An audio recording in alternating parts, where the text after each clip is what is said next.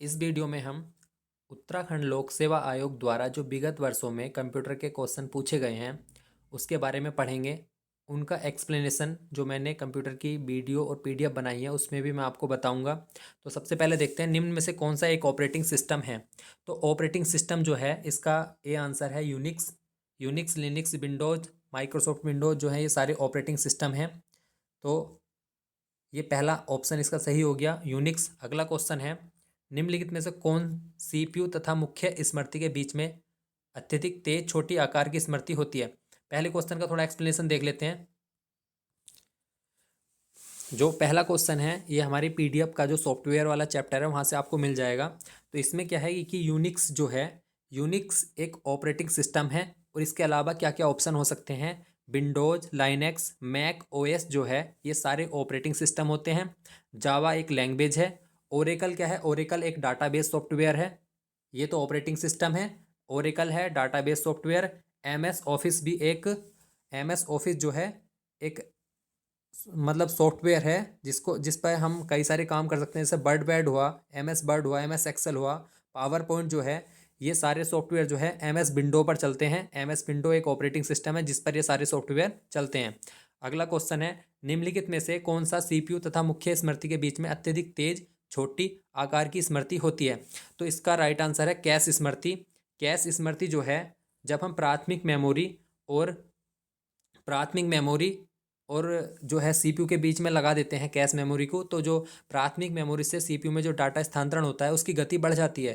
तो यही है कि अत्यधिक तेज हो जाती है मुख्य स्मृति के बीच में, सीपीयू और मुख्य स्मृति के बीच में कैश मेमोरी को लगाने पर अत्यधिक तेज हो जाती है गति डाटा स्थानांतरण की। तो ये हमारा दूसरा क्वेश्चन। यहाँ से और किस प्रकार से क्वेश्चन बन सकते हैं उसको देखते हैं। यहाँ से इस प्रकार से क्वेश्चन बन सकते हैं कि रैम क्या है। रैम एक अस्थायी मेमोरी है जिसको हम वोलेटाइल कहते हैं। आपको सामान्यतः अगर देखा होगा तुमने तो वोलेटाइल को हम जैसे सिंपल सोच लें स्थाई कह सकते हैं, लेकिन स्थाई नहीं होता इसका मतलब होता है अस्थाई। अगर इसके आगे नॉन लग जाएगा तो वो बन जाता है स्थाई। तो इसमें कन्फ्यूजन नहीं होना, ये उल्टा है। वोलेटाइल माने अस्थाई होता है जबकि नॉन वोलेटाइल माने स्थाई होता है। तो रैम रैम कैसी मेमोरी है, रैम जो है अस्थाई है। तो रैम को अगर अंग्रेजी में एग्जाम में आ जाता है तो वो वोलेटाइल मेमोरी होती है। और वैसे तो ये प्राथमिक मेमोरी है, क्योंकि प्राथमिक मेमोरी में जो है डाटा जब हम सीपीयू बंद कर देते हैं तो प्राथमिक मेमोरी से डाटा उड़ जाता है। लेकिन इसका एक अपवाद है, अगर हम नॉन वोलेटाइल में बात करें तो रोम जो है, रोम में डाटा सेव सेव रहता है हमारे। और द्वितीयक मेमोरी क्या है जिसको हम सीपीयू से हटा सकते हैं, जैसे तुम्हारे फ्लॉपी डिस्क हो गया, हार्ड डिस्क हो गया और पेन ड्राइव हो गया, ये द्वितीयक मेमोरी में आते हैं जिसको हम इससे सीपीयू से हटा सकते हैं। तो ये रैम हो गया। यहाँ से रैम से एक क्वेश्चन आता है इस प्रकार से कि रैम कैसी मेमोरी है, रैम अस्थायी मेमोरी है। अगला क्वेश्चन है, प्रोटोकॉल का वह समूह जो सभी ट्रांसमिशन एक्सचेंज को इंटरनेट में एक ओर से दूसरी ओर भेजने पर परिभाषित करता है। तो टीसीपी आईपी जो है ये इसका सही आंसर है। तो टीसीपी आईपी इंटरनेट पर एक चीज़ से दूसरी ओर भेजने को परिभाषित करते हैं। इसके अलावा जो अन्य प्रोटोकॉल है, एक प्रकार का प्रोटोकॉल है। इसके अलावा जो अन्य प्रोटोकॉल हैं, एक एचटीटीपी है, हाइपर टेक्स्ट ट्रांसफ़र प्रोटोकॉल, इसका प्रयोग भी हम डाटा स्थानांतरण में करते हैं। एक होता है एफटीपी, फाइल ट्रांसफ़र प्रोटोकॉल, जब हम फाइल को किसी अन्य को भेजते हैं इंटरनेट के माध्यम से, जैसे हम व्हाट्सएप पे या किसी चीज़ को में कहीं भी फाइल भेजते हैं तो हम वहाँ पे एफटीपी प्रोटोकॉल यूज होता है। एक होता है SMTP, simple mail transfer protocol, mail को हम एक जगह से दूसरी जगह भेजने में जिस प्रोटोकॉल का प्रयोग करते हैं उसे सिंपल मेल ट्रांसफ़र प्रोटोकॉल कहते हैं। यहाँ से एक प्रश्न बनता है कि मेल भेजने के लिए कौन से प्रोटोकॉल का प्रयोग किया जाता है, तो वो किया जाता है एसएमटीपी। एसएमटीपी का प्रयोग मेल भेजने के लिए किया जाता है। और मेल प्राप्त करने के लिए किस का प्रयोग किया जाता है, पीओपी, पोस्ट ऑफिस प्रोटोकॉल। तो ये इम्पोर्टेंट है, मेल भेजने के लिए एसएमटीपी और मेल प्राप्त करने के लिए पीओपी, ये दोनों प्रोटोकॉल का प्रयोग ईमेल भेजने और प्राप्त करने में किया जाता है। अगला क्वेश्चन है, निम्न में से कौन सा सर्विस लेयर क्लाउड कंप्यूटिंग में अलग से उपलब्ध नहीं होता। हार्डवेयर जो है कंप्यूटर में ही, कंप्यूटर के अंदर ही होता है, हार्डवेयर से जो पार्ट होते हैं रिलेटेड वो अलग से उपलब्ध नहीं होते। विंडोज निम्न में से किसका उदाहरण है। विंडोज का मैंने बताया कि ऑपरेटिंग सिस्टम का उदाहरण है। विंडोज में अन्य जो बताए थे मैंने, लिनक्स, यूनिक्स जो है वो विंडोज के ही उदाहरण हैं ऑपरेटिंग सिस्टम के। इसके अलावा M S DOS, M S Windows, Linux जो है ये ऑपरेटिंग सिस्टम है जिस पर ऑपरेटिंग सिस्टम पर ही सॉफ्टवेयर कार्य करते हैं, जैसे वर्ड प्रोसेसिंग के लिए word star, word pad, MS word, ये ऑपरेटिंग सिस्टम पर सॉफ्टवेयर चलाए जाते हैं। अगला कौन सा क्वेश्चन है, निम्न में से कौन सा एक एप्लीकेशन सॉफ्टवेयर है? तो MS ऑफिस मैंने अभी बताया, MS ऑफिस जो है एक एप्लीकेशन सॉफ्टवेयर है और ये ऑपरेटिंग सिस्टम पर चलाया जाता है। ऑपरेटिंग सिस्टम किस पर चलाया जाता है? MS ऑफिस जो है एक MS विंडो ऑपरेटिंग सिस्टम है, उस पर इसके जो सॉफ्टवेयर हैं MS ऑफिस के, जैसे हो गया WordPad, MS Word, MS Excel, MS PowerPoint, ये सारे सॉफ्टवेयर जो है ये एक MS ऑफिस पैकेज है, उसके अंतर्गत ये सॉफ्टवेयर आते हैं और ये एक MS विंडो ऑपरेटिंग सिस्टम पर चलाए जाते हैं। इसके अलावा देख लेते हैं यहाँ से क्वेश्चन और बनता है, कंपाइलर क्या है? कंपाइलर जो है उच्च स्तरीय भाषा को मशीनी भाषा में बदलता है। जैसे हमारा जो कंप्यूटर है वो मशीनी भाषा को समझता है, जिसमें जीरो और वन जो है बाइनरी अंक होते हैं, उसको ये समझता है। ठीक है, जीरो को बंद करना और वन को ऑन करना खाली हमारा कंप्यूटर इतना समझता है। तो जो कंपाइलर होता है, अगर हम किसी उच्च स्तरीय भाषा का प्रयोग उसमें कर रहे हैं तो उसको हमें चेंज करना पड़ेगा। तो कंपाइलर का प्रयोग हम जो है उच्च स्तरीय भाषा से, हाई लेवल लैंग्वेज से मशीनी भाषा में बदलने के लिए करते हैं। और इंटरप्रेटर जो है उसका भी प्रयोग हम उच्च स्तरीय भाषा से मशीनी भाषा में बदलने के लिए करते हैं, लेकिन दोनों में सिर्फ एक अंतर है, कंपाइलर जो है वो पूरे पेज को एक साथ बदल देता है, लेकिन इंटरप्रेटर जो है वो एक एक लाइन को बदलता है। इसके अलावा एक सॉफ्टवेयर और है हमारा लैंग्वेज ट्रांसलेटर का, जैसे असेंबलर जो है वो असेंबली भाषा या निम्न स्तरीय भाषा को, ये तो हमने उच्च स्तरीय भाषा को बदला, अगर हम निम्न स्तरीय भाषा की बात करें जो मशीनी भाषा में बदलता है तो वो बदलता है असेंबलर। तो ये तीनों हमारे इंपॉर्टेंट है, असेंबलर निम्न भाषा से मशीनी भाषा, कंपाइलर और इंटरप्रेटर जो है वो उच्च स्तरीय भाषा से मशीनी भाषा में बदलते हैं। तो ये हमारा ये वाला क्वेश्चन भी क्लियर हो गया। अब देखते हैं अगला क्वेश्चन है, रोम है एक, ऑप्शन इसके वोलेटाइल मेमोरी, नॉन वोलेटाइल और एक द्वितीय स्मृति। तो इसका आंसर है नॉन वोलेटाइल स्मृति। मतलब वोलेटाइल माने तो होता है स्थाई, सॉरी अस्थाई, नॉन वोलेटाइल माने होता है स्थाई मेमोरी। क्योंकि रोम क्या है, प्राथमिक मेमोरी है ये, और ये स्थाई मेमोरी होती है, क्योंकि अगर कंप्यूटर CPU बंद भी हो जाता है तो इसमें डाटा बचा रहता है। रोम तो हो गया नॉन वोलेटाइल। अगर रैम की बात करें तो रैम है वोलेटाइल स्मृति। वोलेटाइल का मतलब अस्थाई, क्योंकि रैम जो है CPU बंद होने के बाद रैम में जो डाटा होता है वो उड़ जाता है। तो रैम और रोम को दोनों को अच्छे से एक्सप्लेन किया है, रैम वोलेटाइल और रोम जो है नॉन वोलेटाइल। अगर हिंदी में बात करें तो रोम तो हो गया अस्थाई क्योंकि उसका डाटा उड़ जाता है, रोम जो है वो है स्थाई क्योंकि उसमें डाटा बचा रहता है। दोनों ये उदाहरण हैं प्राथमिक मेमोरी के ही, जो हमारे कंप्यूटर के अंदर होते हैं। अगर हम द्वितीयक मेमोरी की बात करें तो उसमें हमारा हार्ड डिस्क, पेन ड्राइव, ये द्वितीयक मेमोरी में आते हैं, जिसको हम अलग भी कर सकते हैं, CPU से हम अलग भी कर सकते हैं। अब इनपुट आउटपुट डिवाइसेस की बात करें तो निम्न में से कौन इनपुट डिवाइस है? ये लोअर PCS फ्री में आ रखा है उत्तराखंड में। इसमें हम देखते हैं plotter, printer, monitor, scanner. Input का हमें मतलब होता है कि जब हम कुछ डाटा कंप्यूटर के अंदर डाल रहे हों, तो स्कैनर से हमें साफ साफ दिख रहा है कि जब हम स्कैन करते हैं तो कंप्यूटर के अंदर ही तो डाटा जा रहा है। प्रिंटर जो है इससे हमें बाहर को डाटा, प्रिंटर से हमें प्रिंट प्राप्त हो रहे हैं तो बाहर को प्राप्त हो रहे हैं। मॉनिटर से हमें जो दिखाई दे रहा है वो बाहर को प्राप्त हो रहा है। प्लॉटर से भी हमें, ये भी एक प्रिंटर जैसा ही होता है, इससे भी हमें बाहर को प्राप्त होता है। तो ये जो है हमारी इनपुट डिवाइसेस हैं। इसके अलावा अन्य इनपुट डिवाइसेस देखते हैं। अन्य इनपुट डिवाइसेस जो हैं, मतलब जो डाटा अंदर कंप्यूटर के अंदर डालते हैं उसमें जिनका प्रयोग किया जाता है, तो कीबोर्ड है, कीबोर्ड में हम कीवर्ड दबाने के लिए, माउस हो गया, ट्रैक बॉल हो गया, जॉयस्टिक हो गया, स्कैनर हो गया, माइक्रोफोन हो गया, वेब कैम हो गया, बारकोड रीडर हो गया, OCR ऑप्टिकल करेक्टर रीडर हो गया, और MICR magnetic ink character reader, जिसका प्रयोग हम चेक ड्राफ्ट में करते हैं। चेक ड्राफ्ट में आपने छोटा छोटा 1 2 3 4 इस तरीके से लिखा हुआ देखा होगा।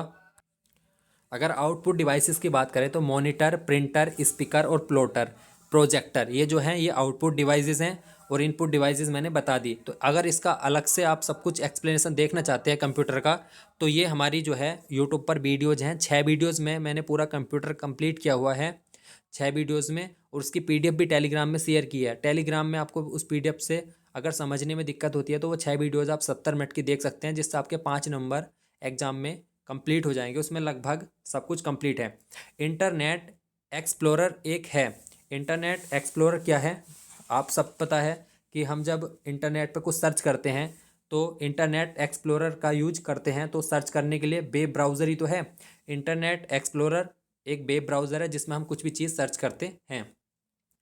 निम्न में से कौन पेज प्रिंटर है जो बहुत ही सूक्ष्म स्याही कणों द्वारा अक्सर व आकृति बनाकर उच्च गुणवत्ता का आउटपुट देता है? हमें पता है कि लेजर प्रिंटर जो है उच्च गुणवत्ता का है।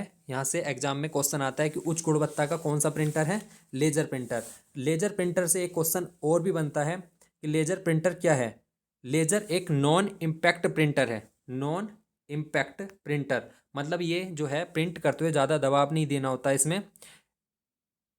नॉन इम्पैक्ट प्रिंटर है और उच्च गुणवत्ता का। यहाँ से दो क्वेश्चन आते हैं कि नॉन इम्पैक्ट प्रिंटर कौन सा है और उच्च गुणवत्ता का प्रिंटर कौन सा है। तो लेजर प्रिंटर जो है इसमें सही आंसर है। अगला क्वेश्चन है, निम्न में से कौन सा एक एंटीवायरस सॉफ्टवेयर है? तो एंटीवायरस सॉफ्टवेयर की हम इसमें पहचान करते हैं। सबसे पहले हम देख लेते हैं जावा जो है, जावा हमारी एक लैंग्वेज है, हमें पता है। टैली क्या है? टैली का यूज हम बैंकिंग अकाउंटेंट में करते हैं।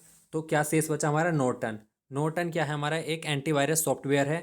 इसके अलावा जो है नॉर्टन हो गया, बिट डिफेंडर हो गया, मी एफी हो गया, कैसपर्स्की हो गया, एबीजी हो गया और एबीएएसटी, ये जो हैं सारे एंटीवायरस हैं। और एंटीवायरस होते क्या हैं? जब हमारे कंप्यूटर में वायरस आ जाता है, मतलब वायरस से हमारा फिर डाटा मतलब नष्ट होने लगता है, तो उसके लिए हम कंप्यूटर में एंटीवायरस डालते हैं जिससे हमारे वायरस से सुरक्षा मिले। वायरस कौन कौन से होते हैं उसके बारे में भी देख लेते हैं। एक वायरस होता है बोर्म। बोर्म वायरस जो है वो खुद की अपनी कॉपी बना लेता है हार्ड डिस्क में, जिससे हमारी हार्ड डिस्क भरने लगती है। एक अगला है मालवेयर। मालवेयर जो है एक द्वेषपूर्ण सॉफ्टवेयर है जो स्वतः हमारे जो हार्ड डिस्क में सॉफ्टवेयर पड़े हैं उनसे छेड़छाड़ करने लगता है। मालवेयर एक कंप्यूटर वायरस है। ट्रोजन हॉर्स जो है, ये ट्रोजन हॉर्स भी एक वायरस है। ये जब चलता है, जब हम जैसे कोई और कार्य कर रहे हैं कंप्यूटर में, तो ये उसके पीछे खुद स्वतः चलने लगता है। चौथा है की लॉन्गर। ये जो है दबाए गए बटनों को रिकॉर्ड करने लगता है जिससे हमारा जो है डाटा लीक होने का खतरा रहता है। एक है स्पाईवेयर, ये बहुत इंपॉर्टेंट है। स्पाईवेयर जो है एक वायरस जो है ये जासूसी के लिए प्रयोग किया जाता है, जो दूसरे कंप्यूटर में डालकर हम पता कर सकते हैं कि सामने वाला उस कंप्यूटर में क्या क्या कर रहा है, या उसकी जानकारी हम खुद कर लेते हैं। दूसरे के कंप्यूटर में उसको डाल दिया जाता है और उसके जो कंप्यूटर में क्या क्या है उससे हम उसको पता कर सकते हैं। तो स्पाईवेयर भी एक कंप्यूटर वायरस है। और इसको कैसे सुरक्षित रख सकते हैं? वो एंटीवायरस है। एंटीवायरस भी मैंने बताया कौन कौन से हैं। अब आगे देखते हैं गूगल सर्च क्या है। गूगल एक है, ये सबको पता है, सर्च इंजन है गूगल। गूगल पे ही हम सब कुछ सर्च करते हैं। इसके अलावा अन्य जो सर्च इंजन है, गूगल हो गया, याहू हो गया, इंटरनेट एक्सप्लोरर पर भी हम जानकारी प्राप्त कर सकते हैं। Opera, Mozilla Firefox, Google Chrome, ये सारे जो है वेब ब्राउज़र हैं। और गूगल और याहू जो हैं ये सर्च इंजन है जिनको हम इंटरनेट एक्सप्लोरर पर डालकर हम जानकारी प्राप्त कर सकते हैं। चार्ल्स बेबेज द्वारा डिज़ाइन किया गया प्रथम यांत्रिकी कंप्यूटर कहलाता है। तो इसका जो सही आंसर है वो है एनालिटिकल इंजन। चार्ल्स बेबेज जो है कंप्यूटर का जनक कहा जाता है। इनको ये क्वेश्चन भी एग्जाम में बहुत बार आया कि चार्ल्स बेबेज कौन थे, तो कंप्यूटर का जनक कहा जाता है चार्ल्स बेबेज को। निम्न में से कौन नॉन वोलेटाइल स्मृति है? नॉन वोलेटाइल का मतलब मैंने बताया था स्थायी होता है। तो स्थायी जो है वो हमारी रोम है और अस्थाई जो है वो है रैम। तो ये दोनों क्वेश्चन आपको इंपॉर्टेंट है। कैश मेमोरी के बारे में मैंने बता दिया आपको। कैश मेमोरी को बीच में लगाने से हमारे डाटा स्थानांतरण की गति तेज हो जाती है। अगला क्वेश्चन कौन सा है? निम्न में से कौन सा अति शक्तिशाली प्रकार का कंप्यूटर है? तो इसका जो सही आंसर है वो है सुपर कंप्यूटर। बहुत इंपॉर्टेंट है। इनके बारे में मैं आपको बताता हूँ कि सुपर कंप्यूटर कौन कौन से होते हैं और इसका विकास किसने किया। प्रथम सुपर कंप्यूटर जो है वो क्रे था। क्रे जो है एक अमेरिका की कंपनी है, क्रे रिसर्च कंपनी, उसने सबसे पहले क्रे सुपर कंप्यूटर बनाया था। भारत के जो सुपर कंप्यूटर हैं वो इस प्रकार से हैं। परम परम सीरीज जो है वो सीडैक पुणे द्वारा बनाई गई है। अनुपम जो है वो BARC Bhabha atomic research centre में इसका प्रयोग किया गया था। पेस, ये भी एक सुपर कंप्यूटर है पेस, इसको अनुराग हैदराबाद की एक कंपनी ने बनाया डीआरडीओ के लिए, जो हमारा डीआरडीओ अनुसंधान है वहाँ पर इसके लिए। और फ्लो सॉल्वर जो है इसको भी एनएएल बेंगलुरु ने बनाया था 1980 में। तो ये हमारे जो है सुपर कंप्यूटर हैं, ये अति शक्तिशाली होते हैं, तेज गति से कार्य करते हैं सुपर कंप्यूटर। अगला क्वेश्चन है डेटाबेस को मैनेज करने के लिए इनमें से किसका प्रयोग किया जाता है? डीबीएमएस डाटाबेस मैनेजमेंट सिस्टम, इसकी फुल फॉर्म भी एग्जाम में कई बार पूछी है, डीबीएमएस। तो ये सही है बिल्कुल। डीबीएमएस के बारे में अन्य चीज़ें देख लेते हैं कि डीबीएमएस होता क्या है। डीबीएमएस जो है एक डाटाबेस मैनेजमेंट सिस्टम है जिसमें डाटाओं का संग्रह होता है। जैसे किस किस रूप में होता है, टेक्स्ट हो सकता है, आवाज़ हो सकती है, चलचित्र, वीडियो, इस प्रकार से जो डाटा होता है उसका संग्रहण जो करता है वो डाटाबेस मैनेजमेंट सिस्टम करता है। और इसका संचालन कौन करता है? DBA, database administrator. मतलब कोई व्यक्ति या संस्था होती है जो उस डाटा को संचालन और नियंत्रण करती है, तो उसे डीबीए कहते हैं। इसकी फुल फॉर्म भी एग्जाम में पूछी जा सकती है। और डीबीएमएस जो होता है वो डाटाबेस मैनेजमेंट सिस्टम होता है। ये सारे जो हैं हमारी पीडीएफ में आपको मिल जाएगा। पेंटियम शब्द संबंधित है। पेंटियम शब्द जो है वो माइक्रो प्रोसेसर से संबंधित है। पेंटियम जो है माइक्रो प्रोसेसर जो होता है हमारे मतलब सीपीयू में अंदर होता है माइक्रो प्रोसेसर, जिससे कंप्यूटर की गति बढ़ जाती है। अगला क्वेश्चन है, किस तरह का प्रक्रम छोटी फाइल बनाता है जिसका इंटरनेट पर स्थानांतरण तीव्र होता है? इसका सही आंसर है ए, कंप्रेशन जो है ये छोटी फाइल बनाता है जिसका इंटरनेट पर हम स्थानांतरण तीव्र गति से कर सकते हैं, मतलब किसी को भेजने के लिए या अपलोड करने के लिए। अगला क्वेश्चन है A L U. A L U का फुल फॉर्म क्या है? Arithmetic logic unit. Arithmetic and logic unit जो है इसका फुल फॉर्म है। यहाँ से फुल फॉर्म भी एग्जाम में पूछे जाते हैं, तो जो जो मैं फुल फॉर्म बता रहा हूँ उसको अच्छे से देखते रहें। निम्न में से कौन से एक इनपुट डिवाइसेस नहीं है? इनपुट माउसेज एक इनपुट डिवाइसेस है। कीबोर्ड जो है ये भी इनपुट डिवाइसेस है। लाइट पेन है, ये भी लिखने के काम में आता है जिससे इनपुट ही होता है। वीडियो जो है, वीडियो जो है इससे हमें बाहर को चित्र दिखाई देते हैं इसके माध्यम से, तो ये आउटपुट डिवाइसेस है। तो इस प्रकार से ये इनपुट आउटपुट डिवाइसेस से भी क्वेश्चन बनते हैं। ये सारे उत्तराखंड लोक सेवा आयोग में पूछे गए क्वेश्चन हैं जिसकी सीरीज हम चला रहे हैं। अब क्वेश्चन आता है कि कंप्यूटर की किस पीढ़ी में ट्रांजिस्टरों का प्रयोग हुआ? तो कंप्यूटर की पीढ़ी से भी क्वेश्चन आता है। पहले तो मैं आपको इसके बारे में थोड़ी जानकारी देता हूँ कि कंप्यूटर की जो पहली पीढ़ी है वो 1942 से 55 तक। दूसरी पीढ़ी जो है वो 1955 से 1964 तक। तीसरी पीढ़ी जो है 1964 से 1975 तक। चौथी पीढ़ी 1975 से 1989 तक। और पांचवी पीढ़ी जो है 1989 से अब तक। तो इन पांचों पीढ़ी का क्रम भी कभी कभी पूछ लिया जाता है कि कब से कब तक कौन सी पीढ़ी रही। इसमें अगर हम बात करें कि ट्रांजिस्टर का प्रयोग जो है वो दूसरी पीढ़ी में हुआ था। दूसरी पीढ़ी में ट्रांजिस्टर का प्रयोग हुआ था। उससे पहली पीढ़ी में ट्रांजिस्टर की जगह निर्वात ट्यूब का प्रयोग किया जाता था। उसके बाद तीसरी पीढ़ी में ट्रांजिस्टर के स्थान पर आईसी का प्रयोग होने लगा। और चौथी पीढ़ी में एलएसआई बीएलएसआई का प्रयोग होने लगा। और पांचवी पीढ़ी में यूएलएसआई का प्रयोग होने लगा। अगर इसके अलावा और देखें हम चीज़ें, तो हाई लेवल लैंग्वेज जो है उसका प्रयोग तीसरी पीढ़ी में हुआ। रैम का विकास भी तीसरी पीढ़ी में हुआ। सुपर कंप्यूटर जो है उसका विकास जो है वो पांचवी पीढ़ी में हुआ था। और लो लेवल लैंग्वेज का जो है वो पहली पीढ़ी से ही होने लगा था। तो ये जो है पीढ़ी से बने हुए क्वेश्चन है कि कंप्यूटर की जो पीढ़ी है, कंप्यूटर का किस प्रकार से विकास हुआ है उसके बारे में। अब बात करते हैं निम्न में से कौन सा एक प्रोग्रामिंग भाषा नहीं है? तो प्रोग्रामिंग भाषा जो है वो ओरेकल नहीं है। ओरेकल मैंने बताया कि डाटाबेस सॉफ्टवेयर है, अभी मैंने पीछे बताया। ओरेकल जो है कई बार एग्जाम में आया हुआ क्वेश्चन है कि ओरेकल क्या है। ओरेकल एक डाटाबेस सॉफ्टवेयर है। जावा, सी, बीबी जो है ये सारी लैंग्वेज है, programming language.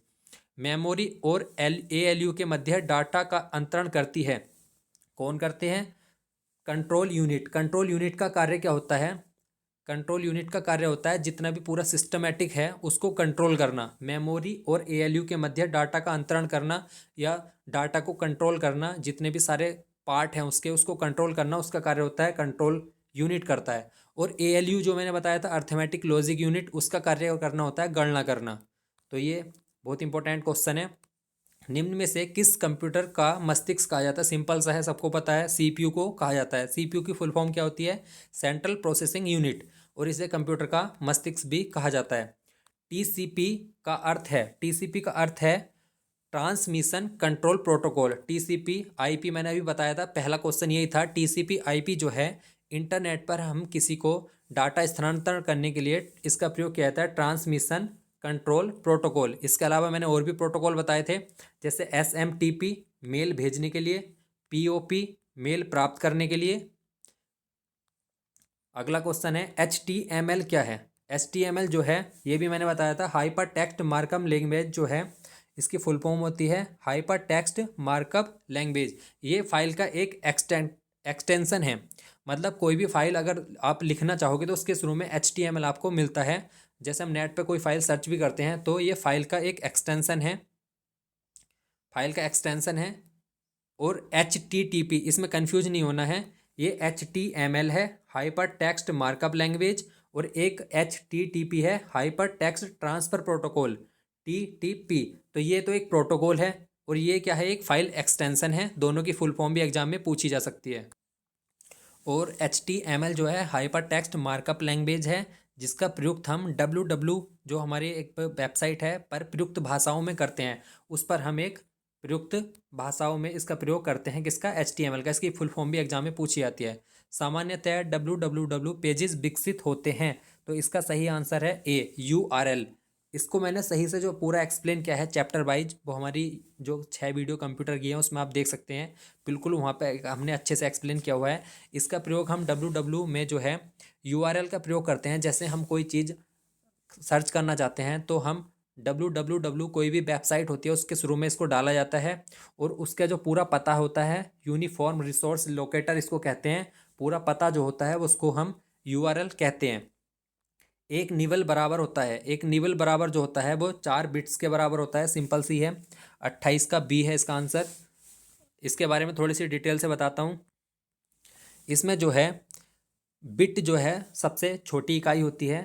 Bit computer data की सबसे छोटी इकाई है। एक निवल में 4 बिट होते हैं और एक बाइट में 8 बिट होते हैं। मतलब एक निवल में 4 बिट और एक बाइट में 8 बिट। इसको मैं एक बार अच्छे से दिखा देता हूँ। तो ये हमारे जो है कंप्यूटर की PDF है जो मैंने टेलीग्राम में शेयर की हुई है, यहाँ से आप इसको पढ़ सकते हैं। एक निबल जो है 4 बिट के बराबर होता है, बिट सबसे छोटी इकाई होती है। एक बाइट जो है वो 8 बिट के बराबर होता है। एक KB जो है, फिर उसके बाद ये तो आपको पता ही होगा, आप इंटरनेट चलाते हैं तो वहाँ पे MB आपको मिलती है। एक MB में 1024 KB होता है। अगर इसको हम 2 की पावर में बात करें तो एक KB में 2 की पावर 10 बाइट होते हैं। फिर उसके बाद 10 10 करके आगे बढ़ता रहता है, जैसे KB, MB, GB, TB, PB, EB, ZB। इस तरीके से आप याद रख सकते हैं। जैसे किलोबाइट हो गया KB का, MB मेगाबाइट, गीगाबाइट, टेराबाइट, पेंटाबाइट। हर एक में 1024 से आपको गुणा करनी होगी। उसके बाद 2 की पावर 10 जो है बढ़ती चली जाएगी। जैसे यहाँ 2 की पावर 10 है, फिर यहाँ 2 की पावर 20 है, 2 की पावर 30, 2 की पावर 40। इसको अच्छे से एक्सप्लेन जो है मैंने जो इसकी वीडियोज़ बना रखी हैं उसमें किया हुआ है, वहाँ पर आप देख सकते हैं। अगला क्वेश्चन है हमारा कि राउटर किस प्रकार की युक्ति है। राउटर क्या है, ये ना इनपुट आउटपुट हमारा नहीं है, ये है तंत्रजाल नेटवर्किंग 29 का C। इसके बारे में आपको एक्सप्लेन करके बताता हूँ। यहाँ देख लेते हैं हम। राउटर जो है डाटा संकेतों को पैकेज बनाकर, जब हम किसी को डाटा कोई भेजते हैं, डाटा में कुछ भी हो सकता है, तो वो राउटर का कार्य है कि सबसे छोटे मार्ग से और तेज पहुंचाने का कार्य राउटर करता है। राउटर नेटवर्किंग से संबंधित, नेटवर्क जो होता है, नेटवर्क में वो सबसे छोटा रास्ता ढूंढता है और उस तक पहुंचाने का कार्य करता है तेज गति से। अगर रिपीटर की बात करें तो डाटा संकेतों को लंबी दूरी तय करने में होने वाले ह्रास को रोकने में प्रयुक्त हार्डवेयर। रिपीटर क्या है, रिपीटर के माध्यम से जब हम किसी को कोई डाटा भेजते हैं तो उस डाटा में कोई क्षति या ह्रास ना हो, तो ये अध्यारोपित कर लेता है अपने ऊपर और उस तक डाटा पहुंचाता है, जिससे कोई डाटा हमारा नष्ट नहीं होता। बिल्कुल जितना हमने भेजा वो वहाँ तक पहुँच जाता है। तो रिपीटर और राउटर का कार्य यही है। अगला क्वेश्चन है हमारा, वायरस जो है वो प्रभावित करता है। सिंपल सी बात है, सॉफ्टवेयर को प्रभावित करेगा। हार्डवेयर और कंप्यूटर भाषा का इतना कोई लेना देना नहीं है। सॉफ्टवेयर जो होते हैं हमारे, वहीं से डाटा वो नष्ट कर देता है सॉफ्टवेयर का। तो इसका A ऑप्शन सही है। अगला क्वेश्चन है हमारा, कंप्यूटर शब्द की व्युत्पत्ति कहाँ से हुई। तो कंप्यूटर शब्द की व्युत्पत्ति जो है वो लैटिन भाषा से हुई थी। कंप्यूटर जो है कंप्यूट शब्द से बना है, जिसका अर्थ होता है गणना करना। कंप्यूटर साक्षरता दिवस जो है वो 2 दिसंबर को मनाया जाता है। और कंप्यूटर में 2 पार्ट होते हैं, जैसे हार्डवेयर होता है, एक सॉफ्टवेयर होता है। हार्डवेयर को हम छू सकते हैं, जैसे CPU, मॉनिटर, कीबोर्ड, माउस, ये हार्डवेयर है, इसको हम छू सकते हैं। और सॉफ्टवेयर जो होते हैं, प्रोग्राम होते हैं जो हार्डवेयर पर चलते हैं, उनको हम छू नहीं सकते। चार्ल्स बेबेज जो हैं उन्हें आधुनिक कंप्यूटर का जनक कहा जाता है। और जो बान न्यूमैन है उनका सर्वाधिक योगदान है कंप्यूटर के विकास में। अगला क्वेश्चन देखते हैं, जंक ईमेल भी कहा जाता है। जंक ईमेल जो है वो स्पैम, अगर कोई हमारा ईमेल में कोई वायरस आ जाता है तो उसे जंक ईमेल कहते हैं। जैसे स्पैम आ जाता है, कुछ गड़बड़ी हो जाती है, तो इस ईमेल के बारे में भी हम थोड़ा सा देख लेते हैं। ईमेल जो है इसका विकास जो है रे टॉमिल्सन ने किया है। रे टॉमिल्सन, इसके माध्यम से जो है हम कुछ भी चीज़ें किसी को भेज सकते हैं। सबसे ज़्यादा इसका प्रयोग आजकल किया जा रहा है। इसका जो कार्य है वो क्लाइंट सर्वर मॉडल पर आधारित है। एक साथ कई व्यक्तियों को हम इसमें संदेश भेज सकते हैं, जैसे फाइल, फोटो हुई, ऑडियो हुई, इस पर एक साथ हम भेज सकते हैं। और मैंने इसमें ये बता दिया आपको कि पहले ईमेल भेजने के लिए हम कौन से प्रोटोकॉल का प्रयोग करते हैं। SMTP, simple mail transfer protocol. और ईमेल प्राप्त करने के लिए जो है वो POP का प्रयोग करते हैं, पोस्ट ऑफिस प्रोटोकॉल। तो ये हमारा जो है ईमेल से संबंधित था। जो विस्तृत है वो आप वैसी वीडियोज़ में हमारी देख सकते हैं। 6 वीडियोज़ हैं हमारी 70 मिनट की। अगला क्वेश्चन है, प्रथम इलेक्ट्रॉनिक संगणक किसके द्वारा विकसित किया गया था? तो प्रथम इलेक्ट्रॉनिक संगणक जो है वो JB एंटनसॉफ के द्वारा विकसित किया गया था। उसके बाद जो है कंप्यूटर का विकास हुआ। प्रकाशीय संचय उपकरण का एक उदाहरण है, प्रकाशीय संचय उपकरण का उदाहरण जो है वो DVD है। ऑप्टिकल, इसके बारे में भी आपको मैं बताता हूँ। तो ये हमारी जो है मेमोरी है, इसमें हम देखते हैं DVD जो है, DVD एक ऑप्टिकल डिस्क है। ये हमने पढ़ लिया, ऑप्टिकल डिस्क है DVD, जिस पर एल्यूमिनियम की परत चढ़ी होती है। अगर हम फ्लॉपी डिस्क और हार्ड डिस्क की बात करें तो ये चुंबकीय डिस्क होती हैं। इन पर आयरन ऑक्साइड या क्रोमियम ऑक्साइड की परत चढ़ी होती है। सबसे ज़्यादा ऑप्शन में आयरन ऑक्साइड आता है और आयरन ऑक्साइड को आप टिक करना। तो ये हमारा जो है DVD एक ऑप्टिकल डिस्क है। और हम इलेक्ट्रॉनिक स्टोरेज डिवाइस की बात करें तो फ्लैश मेमोरी और मेमोरी कार्ड जो हैं ये इलेक्ट्रॉनिक स्टोरेज डिवाइसेस हैं। अगला क्वेश्चन है हमारा, निम्न में से कौन एक वोलेटाइल मेमोरी है? वोलेटाइल मेमोरी जो है, मैंने इसको पहले बताया कि अस्थाई, ये बहुत बहुत बार एग्जाम में क्वेश्चन आया हुआ है कि रैम जो है अस्थाई मेमोरी होती है, इसे वोलेटाइल मेमोरी भी कहा जाता है। तो ये हमारा इसका ऑप्शन डी सही है, रैम। अगला क्वेश्चन है, निम्न में से कौन सा एक इनपुट डिवाइसेस नहीं है? ये लोक सेवा आयोग के ग्रुप बी स्क्रीनिंग में आ रखा है। इनपुट डिवाइसेस नहीं है तो माउस जो है इनपुट डिवाइसेस है, स्कैनर इनपुट डिवाइसेस है, कैमरा जो है ये भी इनपुट डिवाइसेस है। जो प्लॉटर है, मैंने पहले ही बताया था, जो प्लॉटर होता है एक प्रिंटर की भांति हमें हार्ड डिस्क, हार्ड कॉपी जो है वो प्राप्त करता है। प्लॉटर जो है प्रिंटर की भांति कार्य करता है। एक निबल बराबर है, ये अभी पहले ही बताया कि 4 बिट्स के बराबर होता है। बिट जो है वो सबसे छोटी इकाई होती है। और एक बाइट में जो है, एक बाइट में 8 बिट होते हैं, एक निबल में 4 बिट होते हैं। अब देखते हैं 10 की पावर 9 बाइट संचय को प्रदर्शित करने वाली इकाई क्या है? तो इसको भी मैंने पहले ही बता दिया। एग्जाम में एक मतलब कई तरीक़ों से एग्जाम में क्वेश्चन आ सकता है। तो सबसे पहले हम KB देख लेते हैं। KB, सब KB में 1024 बाइट होती हैं। उसके बाद KB के बाद MB आता है। इस प्रकार से आगे हम चलते रहेंगे।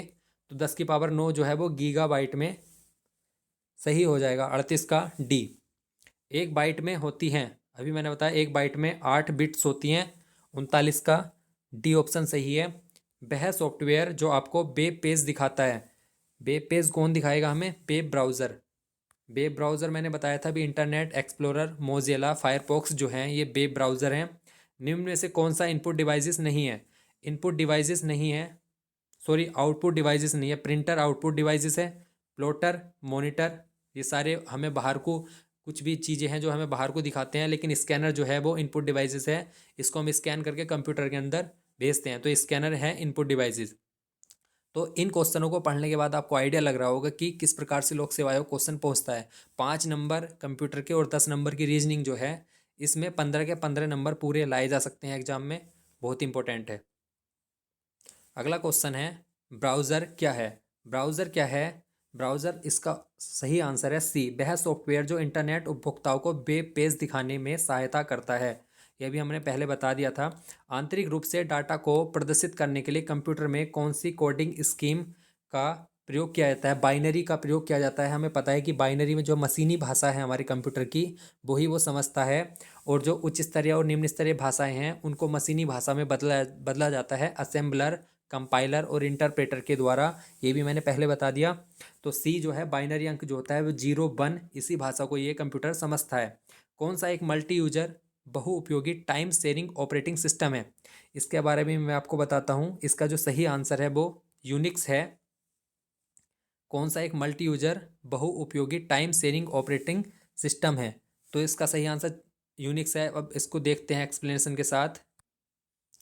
तो ये इस प्रकार है, देखो यूनिक्स जो और लिनक्स विंडो 7 ये मल्टी यूजर ऑपरेटिंग सिस्टम होते हैं, जबकि Microsoft Windows single user multitasking system है।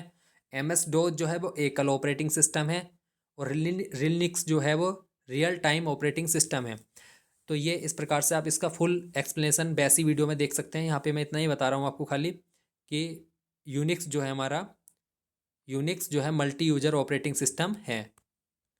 अगला क्वेश्चन है रैम क्या है। रैम मैंने पहले ही बता दिया था कि वो अस्थाई मेमोरी है। अस्थाई को वोलेटाइल कहा जाता है, नॉन वोलेटाइल नहीं कहा जाता। इसमें कंफ्यूज नहीं होना है। जैसे कभी आप समझो कि वोलेटाइल माने स्थाई हो गया और इसके आगे नॉन लग गया तो ये अस्थाई हो गया, लेकिन यहाँ पे उल्टा है। वोलेटाइल को अस्थाई कहा जाता है और नॉन वोलेटाइल को स्थाई कहा जाता है। अगला क्वेश्चन है एक public switching telephone network PSTN कौन सी स्विचिंग तकनीक का प्रयोग करता है। तो इसका 46 का जो है सही आंसर वो है सी, सर्किट का। सर्किट का प्रयोग PSTN करता है। अगला क्वेश्चन है स्मरण प्रबंधन स्कीम जो किसी प्रक्रिया के वास्तविक पते की जगह को एक साथ नहीं रखती, नॉन कंडीशन स्थान को कहा जाता है। ये ए के क्वेश्चन में आ रखा है। 47 का जो सही आंसर है वो है पेजिंग। अगला क्वेश्चन है निम्न में से कौन सी तीव्रतम स्मृति है। ये भी मैंने पहले बता दिया, कैश स्मृति जो है सबसे तेज है। फायरवॉल एक्सप्लेनेशन का उपयोग हम किस चीज़ में करते हैं। 49 का ए है, इनबाउंड आउटबाउंड पैकेट्स को पकड़ने में जो है इसका प्रयोग किया जाता है। CPU का मतलब है, इसकी फुल फॉर्म हमने बता दिया, सेंट्रल प्रोसेसिंग यूनिट। इसका जो सही आंसर है वो केंद्रीय संसाधन इकाई है, हिंदी में अगर बात करें तो सेंट्रल प्रोसेसिंग यूनिट। तो इस वीडियो में हमारे 50 क्वेश्चन जो लोक सेवा आयोग ने विगत वर्षों में पूछे हैं वो कंप्लीट हो गए एक्सप्लेनेशन के साथ। इसके अलावा 6 वीडियोस जो कंप्यूटर की हैं वो यूट्यूब पर आप देख सकते हैं, पहले भी अपलोड की जा चुकी हैं। उसमें बहुत अच्छे नोट्स से, और उसकी PDF भी टेलीग्राम में शेयर कर दी गई है। उन वीडियोज़ का लिंक मैं डिस्क्रिप्शन में शेयर कर दूंगा। इसके बाद एक वीडियो और बनाई जाएगी कंप्यूटर की, जिसमें अन्य 50 क्वेश्चन जो हैं जो लोक सेवा आयोग ने पिछले विगत वर्षों में पूछे हैं उसको उन वीडियो में कवर किया जाएगा। अगर वीडियो अच्छी लगे तो लाइक शेयर और सब्सक्राइब ज़रूर करें, और कमेंट करके बताएं कि कैसी लगी वीडियो आपको। धन्यवाद।